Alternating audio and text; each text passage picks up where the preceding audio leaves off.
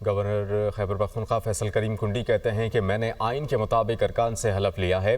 Saint election کے لیے حکومت اور اپوزیشن میں ایک فارمولا طے پایا تھا۔ صوبائی اسمبلی میں آزاد ارکان سے بات چیت جاری ہے۔ خیبر پختونخوا اسمبلی میں 30 سے 35 آزاد ارکان موجود ہیں۔ آزاد امیدواروں کے ساتھ مل کر زیادہ سیٹیں لے سکتے ہیں۔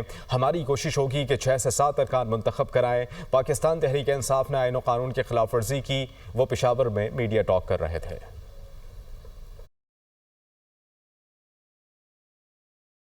اسی میرے دائیں سائڈ پہ چیف منسٹر صاحب بیٹھے ہوئے تھے، انہی کا فیصلہ تھا کہ جو ہے آپ اوتھ لیں، اور میں نے اس کے عین مطابق اوتھ لیا۔ میں نے جو ہے آئین کی پاسداری کی ہے۔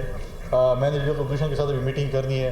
اگر ہم اپنے فارمولے پہ پورے اترے، اب تو نہیں ہو سکتے کیونکہ کینڈیڈیٹ وڈرا نہیں ہو رہے، پھر شاید ہم کوشش کریں کہ ہم 6-7 سینٹرز بنائیں، کیونکہ اس وقت 30 سے 35 انڈیپینڈنٹ ایم پی ایز موجود ہیں اسمبلی میں، ان کے ساتھ بات چیت ہو سکتی ہے، ہوئی بھی ہو سکتی ہے۔ تو ہماری اپوزیشن کی شاید کوشش ہو کہ ہم 6-7 کی طرف جائیں۔